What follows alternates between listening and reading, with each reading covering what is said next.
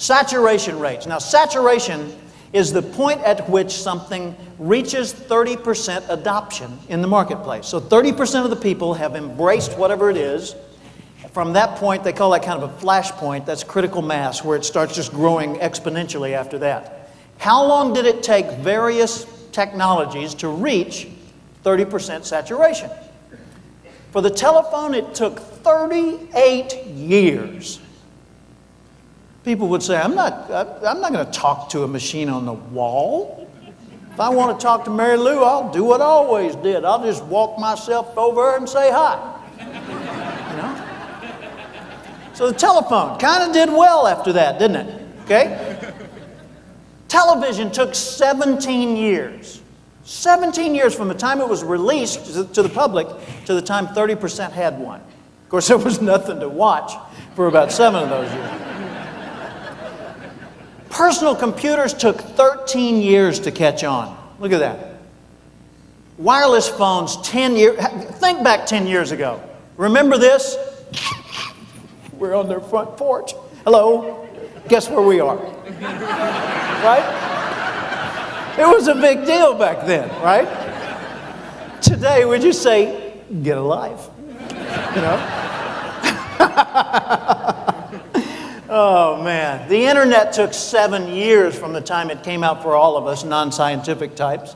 Okay? What's next? Who knows? There's so many things. We've got to keep our eye on the possibilities beyond our own area of involvement. For example, what technologies can you think of that in the next probably 5 or 6 years will be obsolete? Technologies we're all familiar with, but in the next few years they will be obsolete. Call it out. Fax machines, VCRs, absolutely. Because we're going to be downloading it off of the internet or through the cable or whatever. We're going to get TiVo. Thank you, Sue and Tony Alessandra. They sent us one as a housewarming gift. I mean, we got so many things. Film cameras. It's going digital, right? I mean, you think about the things that we're accustomed to. Keyboards. When you got voice recognition that actually works, what do you need a keyboard for, right? So there are lots of things that we're very comfortable with, very familiar with. Printed phone books. Probably going digital before long, right? Lots of things are changing. And we've got to keep our own aperture in this camera open for seeing what's out there and what's coming. And certainly not embrace what's there too strongly.